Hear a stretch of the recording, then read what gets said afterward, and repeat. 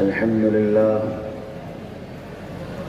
لله الذي رفع السماوات بغير عمد ترونها وألقى في الأرض رواسي أن تميد بكم وجعل فيها فجاجا سبلا لعلكم تهتدون ونشهد أن لا إله إلا الله وحده لا شريك له ونشهد أن سيدنا ونبينا ومولانا محمدا عبده ورسوله وصلى الله عليه وعلى آله وأصحابه وأزواجه وبارك وسلم تسليما كثيرا كثيرا أما بعد فأعوذ بالله من الشيطان الرجيم بسم الله الرحمن الرحيم إن الدين عند الله الإسلام وقال تعالى إن هذا القرآن يهدي للتي هي أقوم وقال النبي صلى الله تعالى عليه وسلم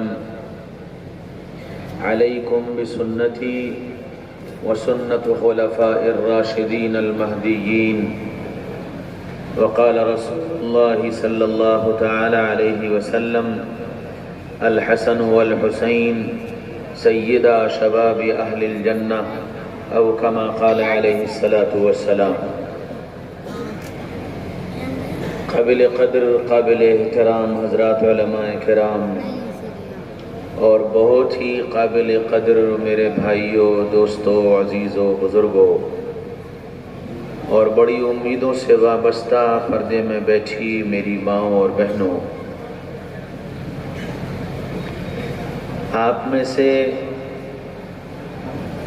اکثریت ایسی ہوگی جس نے کسی مدرسے میں یا کسی اسکول میں پڑھا ہوگا،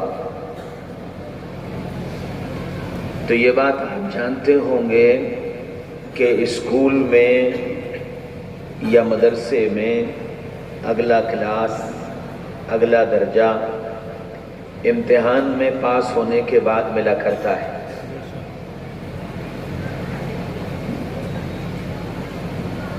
تو میں آج، اور یہ امتحان عام طور سے اسکولوں میں بھی مدرسوں میں بھی سال بھر کے بعد ہوتا ہے، اور اس امتحان میں جو کامیاب ہوتے ہیں ان کو اگلے اسباق کے لیے اگلا درجہ مل جاتا ہے۔ تو میرے بھی ذہن میں یہ ایک ضروری اعلان یہ ہے کہ مستورات اور لڑکیاں یہ اوپری چھت پر ہیں، تھوڑا آگے بچوں کو اگلا کلاس اور اگلا درجہ امتحان میں کامیابی کے بعد ملتا ہے۔ تو ذہن میں یہ ہے کہ سال بھر کے بعد آج آپ سے پھر دوبارہ ملاقات ہوئی ہے، تو کیوں نہ امتحان لے لیا جائے؟ کیوں بھائی؟ جو سبق پڑھایا تھا اس سبق کا امتحان لے لیا جائے۔ تو پہلی بات تو یہ کہ یہ یاد ہے کیا سبق پڑھایا تھا؟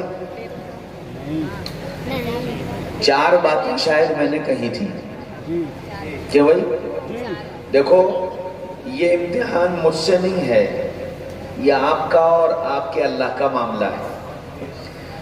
آپ سے پوچھ اس لیے رہے ہیں تاکہ جو نہیں کر پائے ان کو ترغیب ہو جائے اور وہ کرنے والے بن جائیں۔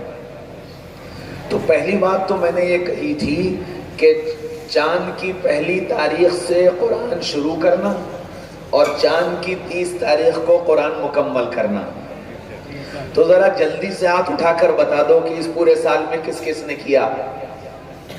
ماشاءاللہ، ماشاءاللہ، ماشاءاللہ۔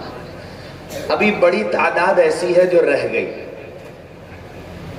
بہت سے ایسے ہوں گے جنہوں نے شروع کیا ہوگا پھر بیچ میں چھوٹ گیا ہوگا، بہت بڑی تعداد ایسی ہوگی۔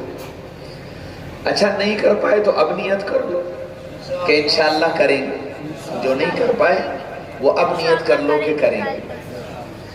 دوسرا کام ہم نے بتایا تھا کہ اپنے ملازمین کو تنخواہ چاند کی تاریخ سے دینا، کہ بھئی ایسا کسی نے کیا؟ بتاؤ، کہ اپنے گھر کے نوکروں کو، ملازمین کو، گھر میں بیوی کو، بچوں کو جو خرچہ ہم دیتے ہیں وہ انگریزی تاریخ کے بجائے چاند کی تاریخ سے دیں گے۔ دیکھو یہ اس بات کی علامت ہے کہ ہم نیت مکمل طور سے عمل کرنے کی نہیں آ رہے، ورنہ 5%، 10% تو اس مجمع میں ایسا ہوتا جو یہ کہتا کہ ہاں ہم نے کیا۔ یہ جلسے، یہ بیانات، تقریریں، یہ صرف واہ واہ اور سبحان اللہ کے لیے نہیں ہے، یہ تو اس لیے ہے کہ ہمارے اندر کچھ تبدیلی آ جائے، کچھ ہم کرنے کی نیت کریں۔ میں نے اسی لیے شاید آپ کو یاد ہو کہ جلسے کے آخر میں ساری بات کرنے کے بعد آپ سے پھر یہ سبق دہرایا تھا کہ اس جلسے سے 4 باتیں لے کر جائیے۔ تیسری بات سجدے کی حفاظت کہی تھی۔ کتنے لوگ ایسے ہیں جو پہلے کبھی کبھی نماز پڑھتے تھے، پچھلے سال کے جلسے کے بعد سے انہوں نے 5 وقت کی نماز کا اہتمام کر لیا؟ ذرا ہاتھ اٹھا کر بتا دو۔ ماشاءاللہ ماشاءاللہ ماشاءاللہ، اللہ قبول فرمائے۔ ابھی بھی بہت بڑی تعداد ایسی ہے جو سبق بھول گئی، تو ہمارا رزلٹ بہت کمزور ہے، ہمارا رزلٹ بہت کمزور ہے۔ اور ایک آخری بات کہی تھی، وہ گھر کی عورتوں سے متعلق تھی، پردے کی حفاظت۔ شاید آپ کو یاد ہو میں نے کہا تھا کربلا کا پیغام اگر 2 لفظوں میں بیان کرنے کو کہا جائے تو کربلا کا پیغام 2 لفظوں میں سجدے کی حفاظت اور پردے کی حفاظت۔ یاد ہے؟ دیکھو استاذ بھی وہی اچھا جو یہ یاد رکھے کہ اس نے کیا پڑھایا، اور شاگرد بھی وہی اچھے جو یہ یاد رکھیں کہ سبق کیا ملا تھا۔ اگر استاذ بھول جائے تو بات نہیں بنے گی، اور شاگرد بھول جائے تو بالکل ہی نہیں بنے گی۔ تو یہ ہر جلسہ ماشاءاللہ 10 دن سے نہ جانے کتنی قیمتی باتیں آپ نے سنی ہوں گی، کتنے آپ سے عزائم کرائے گئے ہوں گے، کتنے آپ سے ارادے کرائے گئے ہوں گے، اور پچھلے سالوں سے آپ کرتے چلے آ رہے ہیں۔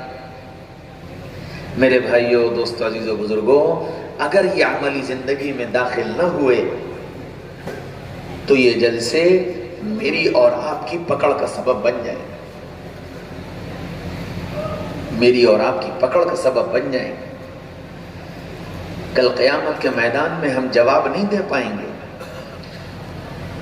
کہ اللہ تعالیٰ ہمارے سامنے ان جلسوں کو دلیل بنا کر لا کر کھڑا کر دے گا کہ دیکھو اس مجلس میں تم موجود تھے اور یہ باتیں تم سے کہی گئی تھیں۔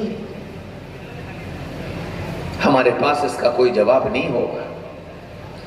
اس لیے میرے بھائیوں، دوستوں، عزیزوں، بزرگوں، ہم اس 4 دیواری کے اندر جب داخل ہوں تو اس نیت کے ساتھ داخل ہوں کہ انشاءاللہ ہم پورے بیان میں سے اگر ایک بات بھی ہم کر سکتے ہیں تو اس کے کرنے کی کوشش کریں۔ تو یقینی بات ہے میرا آپ کا یہاں جمع ہونا، میرا اور آپ کا یہ کہنا سننا میرے اور آپ کے لیے فائدے مند ہے۔ ورنہ ایک قوالی ہے کہ جی فلاں قوال آیا اس نے قوالی سنا دی، فلاں قوال آیا اس نے قوالی سنا دی، فلاں قوال آیا اس نے قوالی سنا دی۔ اور جیسے دنیا کا مزاج ہے کہ قوالیوں پر سر دھننا اور قوالیوں پر واہ واہ کے نعرے لگانا اور پھر اس کے بعد اپنی دنیا میں مگن ہو جانا، میرے بھائیوں، دوستوں، عزیزوں، بزرگوں، یہ میرے تمہارے لیے ہلاکت کا سبب ہے، بربادی کا سبب ہے۔ صحابہ کے واقعات، حضرات حسنین کے واقعات، آل رسول کے واقعات، کربلا کے واقعات، یہ جو کچھ ہیں یہ صرف برائے واقعہ نہیں ہے، یہ ایک پیغام ہے میری اپنی زندگی میں تبدیلی لانے کے لیے، میری اپنی سوچ اور فکر کو بدلنے کے لیے۔ اس لیے میرے بھائیوں، دوستوں، عزیزوں، بزرگوں، جو کچھ آپ نے سنا، بہت بڑے بڑے حضرات آپ کے درمیان میں تشریف لائے، ندوۃ العلماء کے ناظم، دارالعلوم کے نائب محتمم اور بڑے بڑے علماء۔ میں تو ایک آوارہ گرد آدمی ہوں، کھانا بدوش ہوں،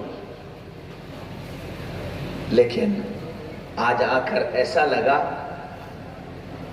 اپنی بات، اپنا سبق دہرا کر، شاید کسی شاعر نے کہا تھا، وہ جو گیت تم نے سنا نہیں میری عمر بھر کا ریاض تھا، وہ جو گیت تم نے سنا نہیں میری عمر بھر کا ریاض تھا، میرے درد کی تھی وہ داستاں جسے تم ہنسی میں اڑا گئے۔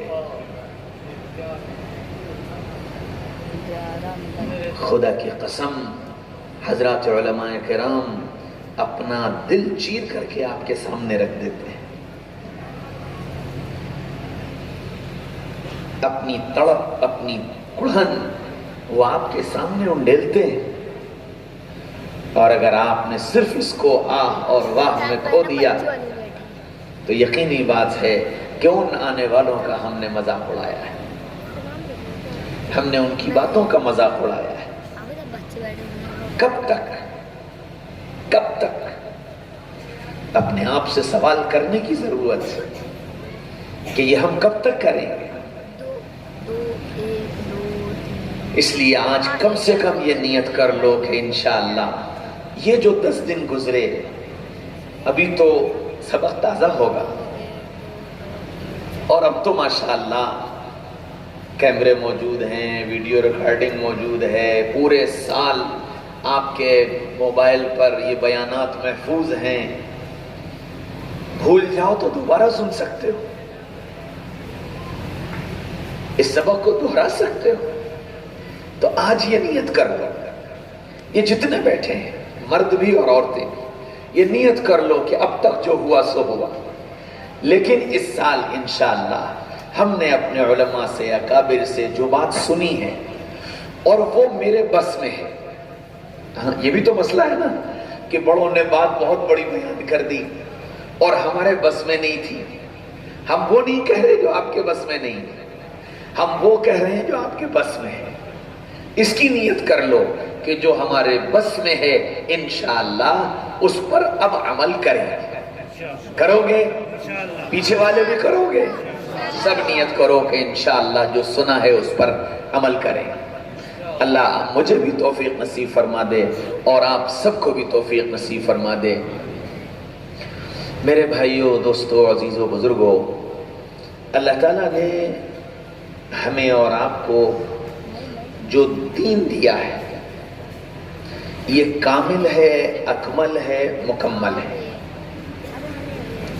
اور اتنا کامل ہے کہ اس دین پر چلنے والے کو کسی دوسرے کی طرف ہاتھ پھیلانے کی ضرورت نہیں، اور یہ کمال صرف اسلام کا ہے، یہ کمال صرف اسلام کا ہے کہ مسلمان کو کسی کے سامنے ہاتھ پھیلانے کی ضرورت نہیں ہے کہ یہ کام ہم کیسے کریں، اسلام نے نہیں بتایا، تم بتا دو۔ اللہ تعالیٰ نے اتنا کامل دین ہمیں دیا ہے، اور اس دین کے ساتھ ساتھ اللہ تعالیٰ نے جو کتاب ہم کو دی ہے قرآن، وہ کامل اور مکمل کتاب ہے۔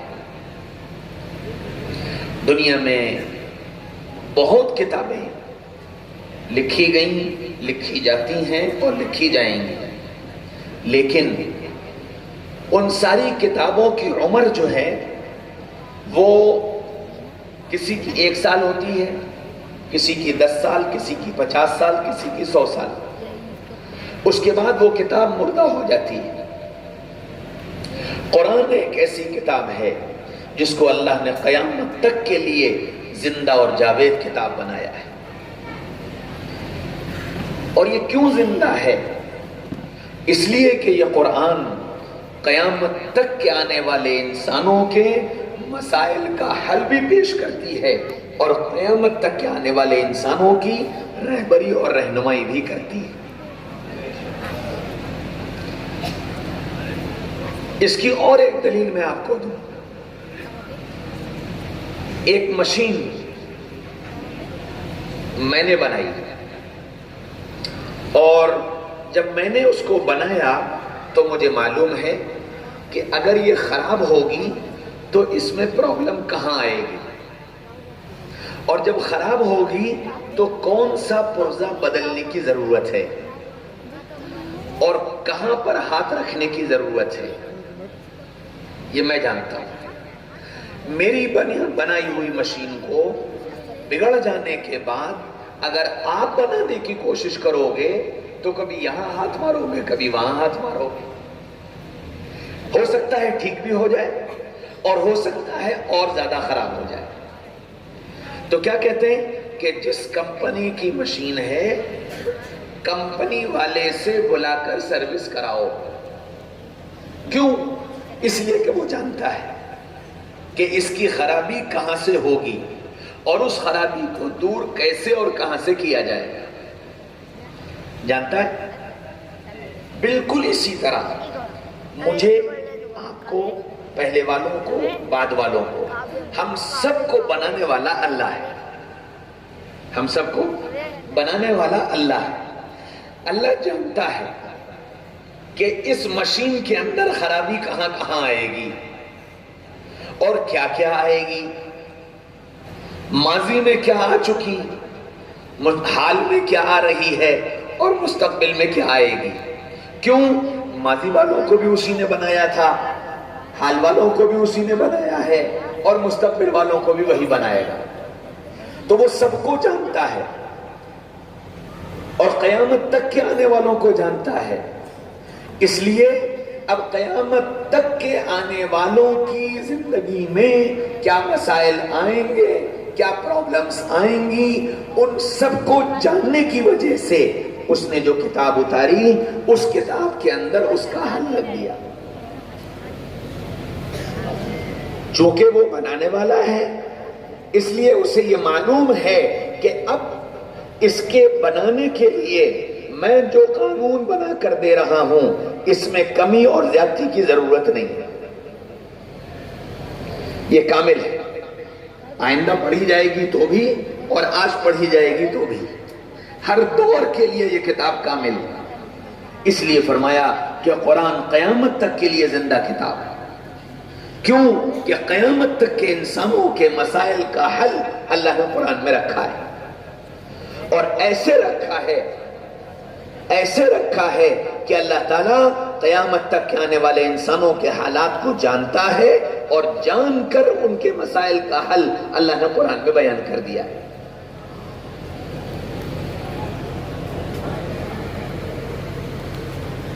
ہمارا عالمیہ کیا ہے؟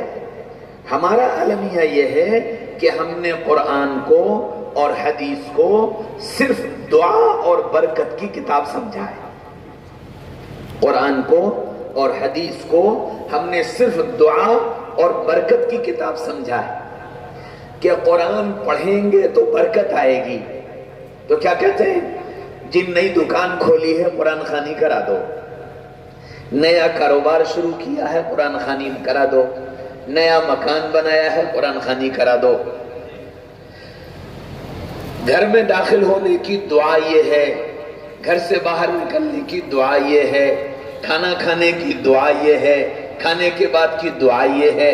حدیث کو دعاؤں کی کتاب اور قرآن کو برکت کی کتاب.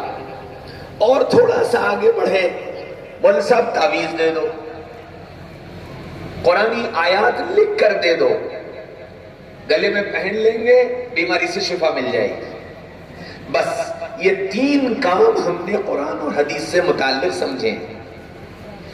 یہ سوچا ہی نہیں، یہ پوچھا ہی نہیں، یہ جانا ہی نہیں کہ میری زندگی کے ہر مسئلے کا حل قرآن میں موجود ہے.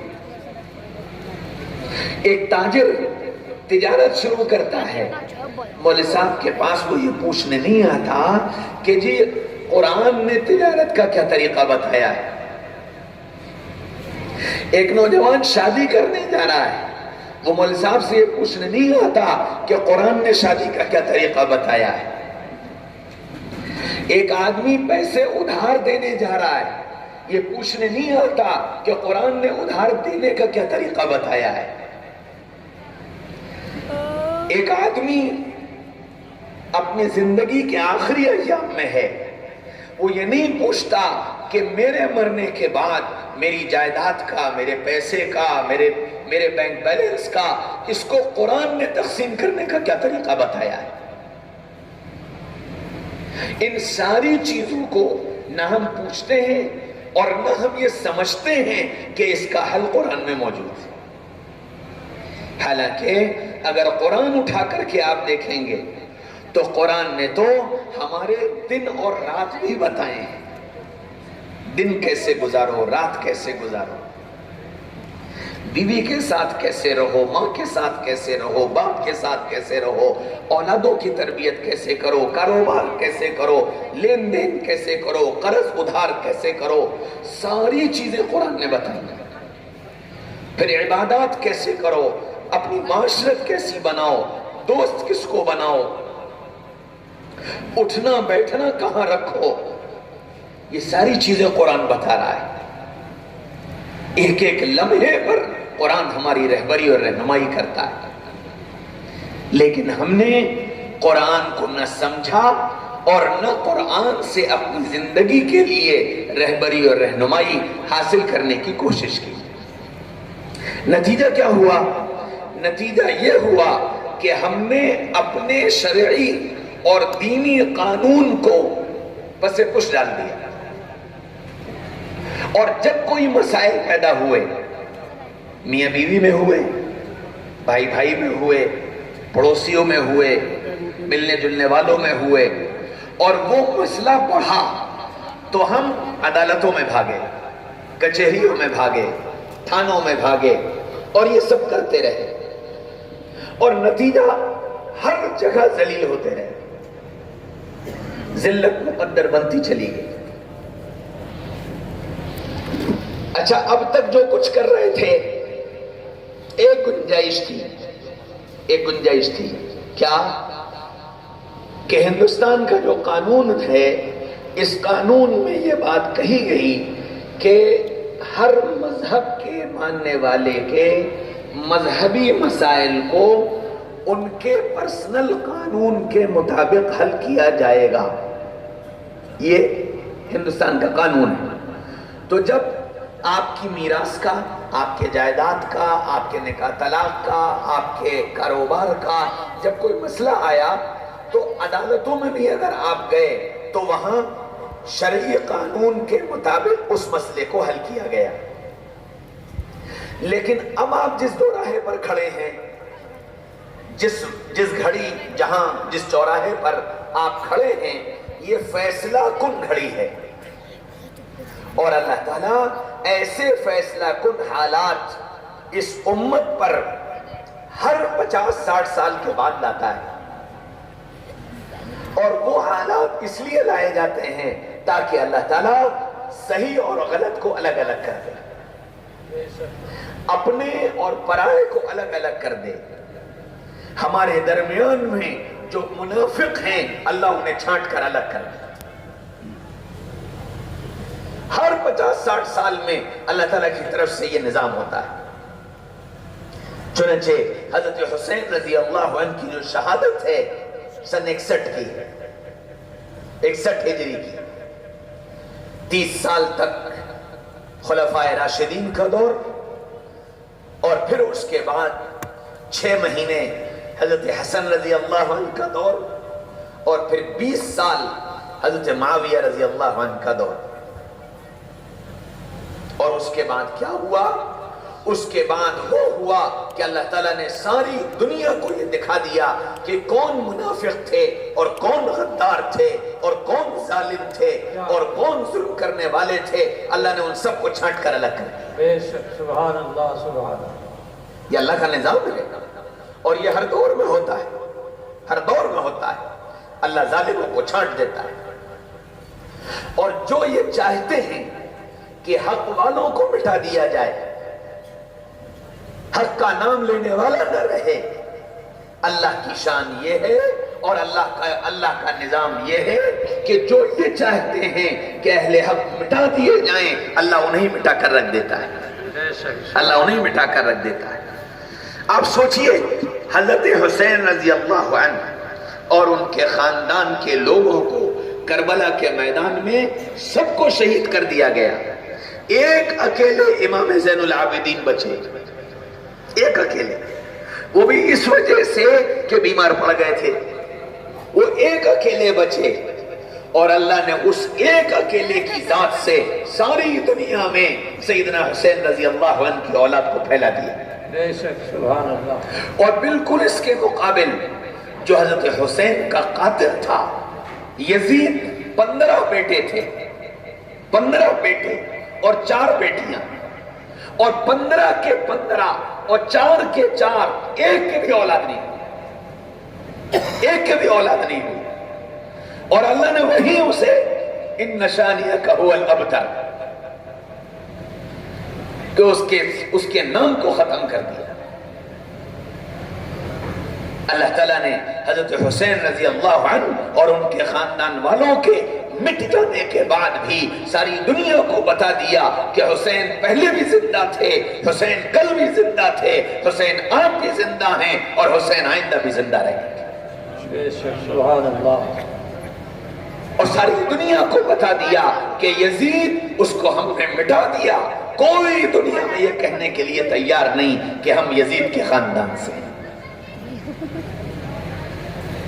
لیکن میرے بھائیوں، دوستوں، عزیزوں، بزرگوں، ذرا غور کرو، غور کرو، کربلا کے میدان میں سجدے بھی ادا کیے گئے تھے اور ڈھول بھی بجائے گئے تھے۔ کربلا کے میدان میں سجدے بھی ادا کیے گئے تھے اور ڈھول بھی بجائے گئے تھے۔ اب فیصلہ یہ کرو کہ ہم سجدے والے ہیں یا ہم ڈھول والے ہیں۔ کیا بات ہے، سبحان اللہ۔ اب فیصلہ یہ کرو کہ ہم سجدے والے ہیں یا ہم ڈھول والے ہیں، ڈھول کس نے بجایا اور سجدہ کس نے کیا؟ یہ میرا تمہارا عمل بتائے گا، یہ میرا تمہارا عمل بتائے گا کہ ہم سجدے والے ہیں یا ہم ڈھول والے ہیں۔ تو اللہ کا نظام یہ ہے کہ ہر 50-60 سال کے بعد اللہ حالات لا کر اہل حق کو الگ کر دیتے ہیں اور منافقین کو چھانٹ کر الگ کر دیتے ہیں۔ سیدنا محمد رسول اللہ صلی اللہ علیہ وسلم 53 سال تک مکہ مکرمہ میں رہے، 10 سال مدینہ میں گزارے۔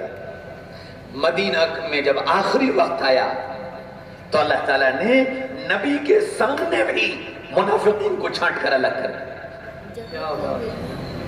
نبی کے سامنے اذا جاءک المنافقون قالوا نشهد انک لرسول اللہ، کہ یہ منافق آتے ہیں یوں کہتے ہیں کہ جی ہم اللہ پر ایمان لائے، لیکن ان کا حال کیا ہے؟ ایسی نفرت کرنے والے کون؟ پہلی صف کے نمازی عبداللہ ابن ابی ابن سلول رسول اللہ صلی اللہ علیہ وسلم کے پیچھے پہلی صف میں نماز پڑھتا تھا، ہر مجلس میں حاضر رہتا تھا، اور ایسا دشمن، ایسا دشمن، اللہ اکبر۔ اس کے بیٹے حضرت عبداللہ سچے پکے مومن تھے، رسول اللہ کے سچے پکے غلام تھے۔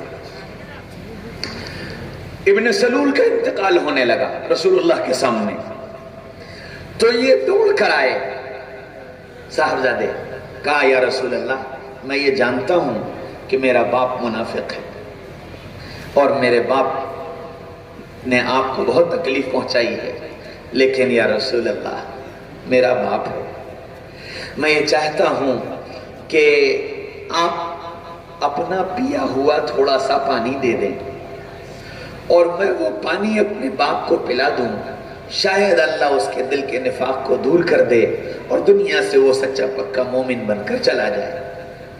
اللہ کے رسول نے فوراً پانی منگوایا، آدھا گلاس پانی پیا، آدھا گلاس اسے دے دیا۔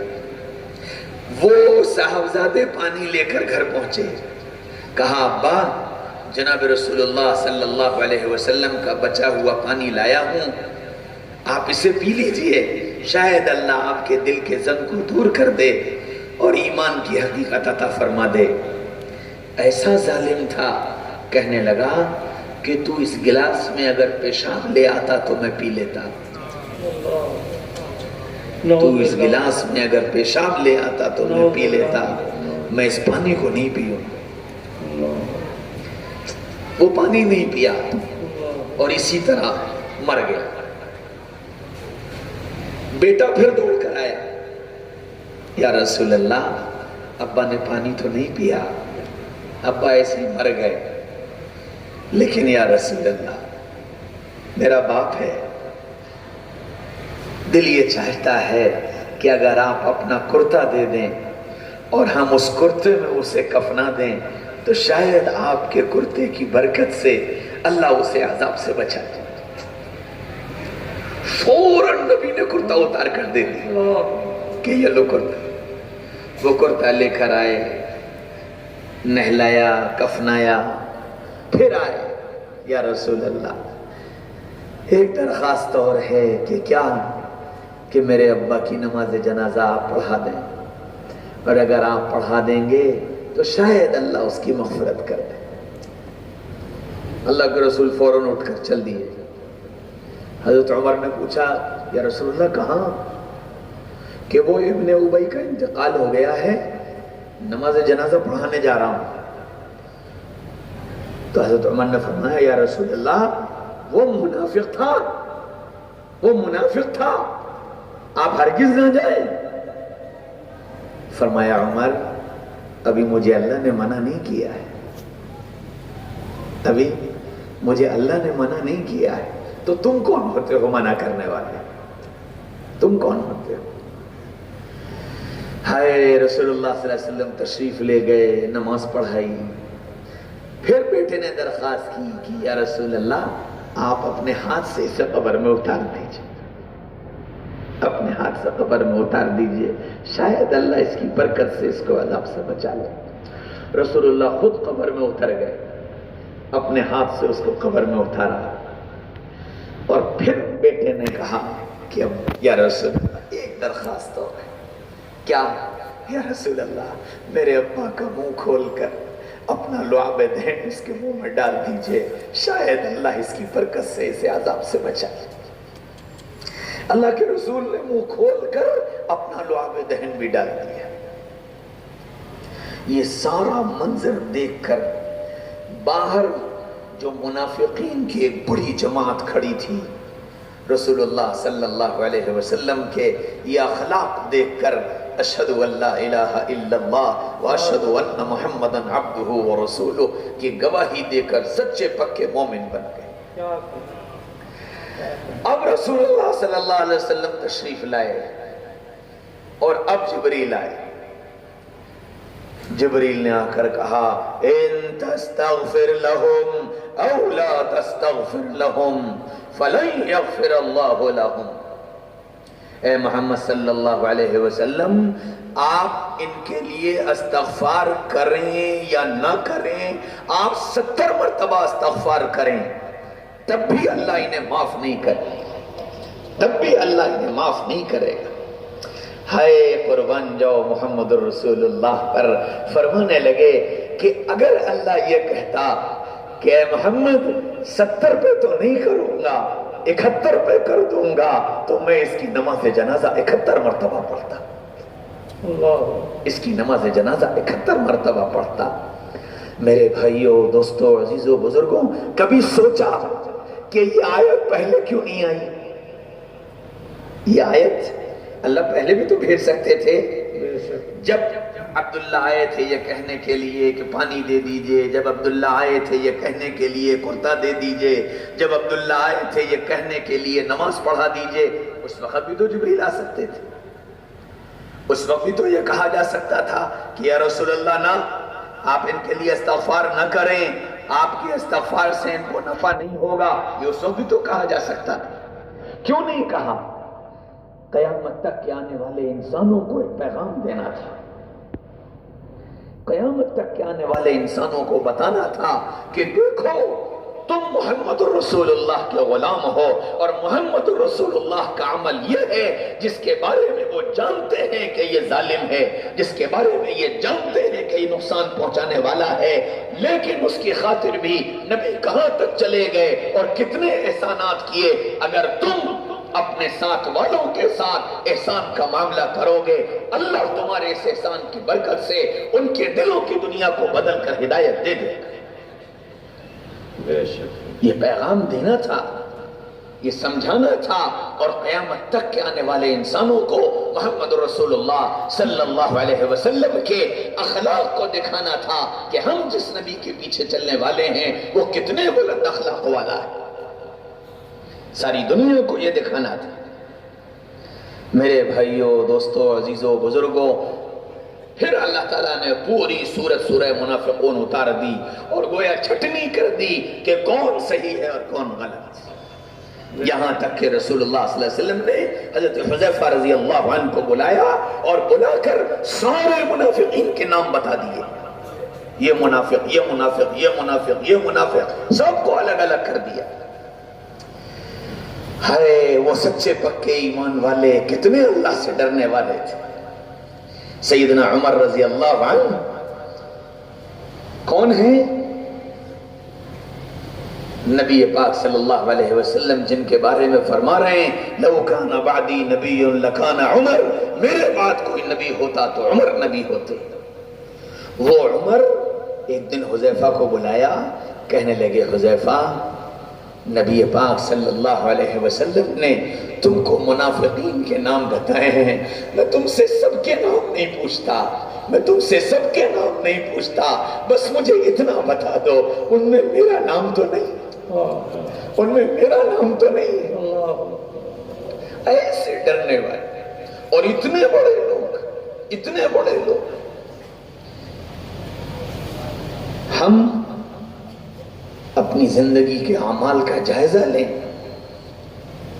ہم کہاں کھڑے ہیں اور خیال بھی نہیں آتا کہ ہمارے ایمان پر آنچ آئی ہو۔ ہم ایسے نڈر، ہم ایسے بے خوف ہیں، نہ جانے زندگی میں کتنی خرافات، کتنی باتیں، کتنے جملے، کتنی سوچیں، کتنے فکر ایسے آ جاتے ہیں جن کے ذریعے سے ایمان کا جنازہ نکل جاتا ہے، اور یہ خیال بھی نہیں آتا کہ میرا ایمان نہ ڈگمگا گیا ہو۔ میرے بھائیوں، دوستوں، عزیزوں، بزرگوں، نبی پاک صلی اللہ علیہ وسلم نے فرمایا تھا کہ قیامت جیسے جیسے قریب آئے گی ایمان کا بچانا اتنا ہی مشکل ہو جائے گا جیسے ہتھیلے پر آگ کا انگارے کا رکھنا مشکل ہے۔ ایسے دور میں ہم اپنے ایمان سے مطمئن ہو گئے، خیال نہیں کہ ایمان کا کیا بنے گا۔ اس وقت امت جن حالات سے گزر رہی ہے ایک فیصلہ کن موڑ پر کھڑی ہوئی ہے کہ اب تم کو فیصلہ کرنا ہے، تم صاحب ایمان بن کر جینا چاہتے ہو یا اپنے ایمان کا سودا کرنا چاہتے ہو۔ ہر موڑ پر یہ سوال آ کر کھڑا ہوگا، تم ایمان والے بن کر جیو گے یا ایمان کا سودا کر کے جیو گے۔